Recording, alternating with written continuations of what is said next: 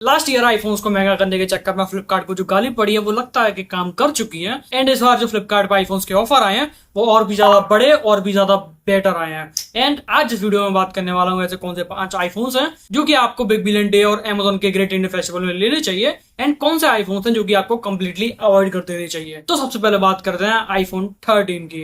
अगर आईफोन 12 या फिर आईफोन 13 आपको इस सेल में कितने का भी मिलता हो तो भी आप इस सेल में आईफोन 13 मत लेना, क्योंकि आईफोन 13 बिल्कुल भी अच्छी डील नहीं है। उससे बेटर आप एक गैलेक्सी S24 FE ले लो, या फिर उतने ही रुपए हैं तो कोई चाइनीज ब्रांड की तरफ जाओ, क्योंकि वहां पे आपको बहुत ज्यादा बेटर चीजें देखने को मिलेंगी कंपेयर टू आईफोन 13 में आपको जो भी मिलेगा। वो फोन अब बहुत ज्यादा पुराना हो चुका है, बहुत ज्यादा हीट करता है, उसके अंदर कोई वेपर चैम्बर नहीं है, बहुत ज्यादा स्लो चार्ज होता है, लाइटनिंग पोर्ट के साथ आता है, एंड एप्पल इंटेलिजेंस का भी सपोर्ट उसके अंदर बिल्कुल भी नहीं देखने को मिलता। तो ये चीजें सब ऐसी हैं जो कि आईफोन 13 को कंप्लीटली लिस्ट से हटा देती हैं, एंड आप भी आईफोन 13 बिल्कुल भी मत लेना। बाकी दूसरा फोन आता है आईफोन 14 जो कि इस सेल के अंदर 40,000 के भी नीचे आने वाला है। 40,000 के नीचे आई डोंट थिंक आईफोन 14 लेना चाहिए आपको, एंड इसके भी मेरे पास कुछ प्रॉपर रीजंस हैं। अगर आपको याद हो कि आईफोन 13 और आईफोन 14 में कुछ ज्यादा डिफरेंस नहीं था। इसमें अभी भी 60 हर्ट्ज की डिस्प्ले थी, इसमें अभी भी लाइटनिंग पोर्ट था, एंड इसमें अभी भी एप्पल इंटेलिजेंस नहीं आया और ना ही कभी आएगा। तो ये फोन काइंड ऑफ आईफोन 13 जैसा ही है, एंड ये फोन भी सरप्राइजिंगली हीट करता ही है। तो ये फोन भी लेने का कोई भी सेंस नहीं है। बस वही है कि 1 साल के सॉफ्टवेयर अपडेट ज्यादा आएंगे, लेकिन सबको पता है कि एप्पल जो सॉफ्टवेयर अपडेट अपने फोन के अंदर देता है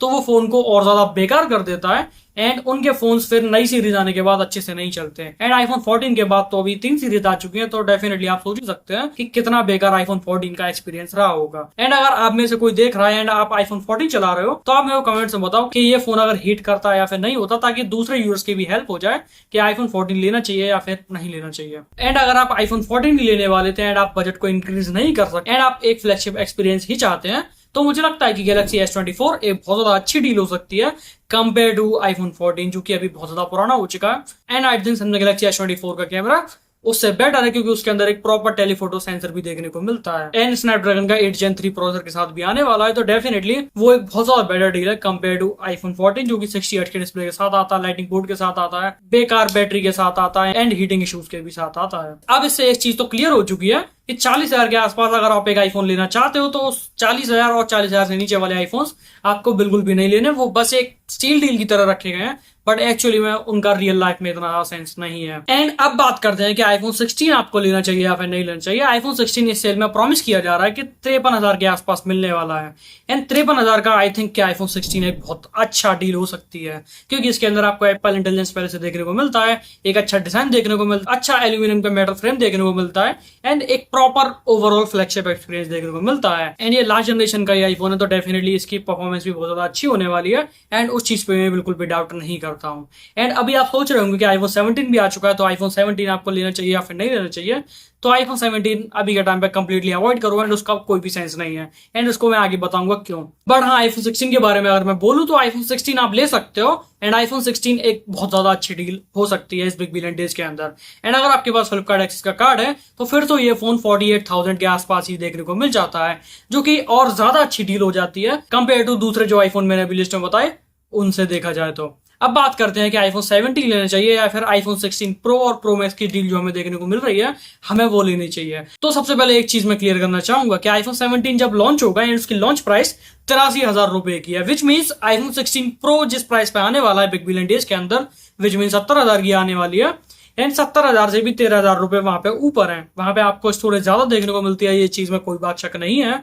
एंड दूसरी चीज वहां पे आपको 120 हर्ट्ज का सपोर्ट देखने को मिलता है, जो कि आईफोन 16 के कंपैरिजन में तो ज्यादा है, लेकिन 16 प्रो के अंदर ऑलरेडी वो फीचर एग्जिस्ट करता है, बहुत ज्यादा अच्छे तरीके से एग्जिस्ट करता है। साथ में अगर परफॉर्मेंस की बात करूं तो शायद आईफोन 17 की थोड़ी परफॉर्मेंस बेटर हो सकती है, बट रियल लाइफ में आपको वो बिल्कुल भी फील नहीं होने वाली। आईफोन 16 प्रो के साथ एक चीज ये अच्छी देखने को मिलती है कि वहां पे एक प्रॉपर प्रो ग्रेड का कैमरा देखने को मिलने वाला है। वहां पे मेन कैमरा और अल्ट्रा वाइड के साथ एक प्रॉपर टेलीफोटो कैमरा भी देखने को मिलने वाला है, एंड वहां पे प्रोरेस जैसे फीचर भी देखने को मिलेंगे जो कि बेस आईफोन 17 में बिल्कुल भी नहीं होने वाले हैं। एंड एक और चीज जो कि आपका फ्लैगशिप एक्सपीरियंस खराब कर सकती है, विच इज USB 3.2 का सपोर्ट हमें आईफोन 16 प्रो के अंदर देखने को मिलेगा। वहीं बेस आईफोन 17 के अंदर USB 2.0 वाला ही सपोर्ट देखने को मिलने वाला है। तो वहां पे अगर आप फाइल ट्रांसफर करते हो तो डेफिनेटली वो स्लो फील होगा। बट अगर आप एयर ड्रॉप करते हो तो फिर दोनों ही फोन में कुछ ज्यादा फर्क नहीं आने वाला। बट फिर भी आईफोन 16 प्रो हमेशा एक बेटर डील है कंपेयर टू आईफोन 17। एंड अब बात करते हैं कि आपको आईफोन 17 ही लेना है, तो मैं यहाँ पे आपको सजेस्ट करूंगा कि आप आईफोन 17 लेने से बेटर 7-8 हजार रुपए और लगाओ और आईफोन 16 प्रो मैक्स लो, क्योंकि उससे better deal I don't think कैसे भी आपको मिल सकती है। वो 90,000 के आसपास फ्लिपकार्ट के बिग बिलियन डेज में मिलने वाला है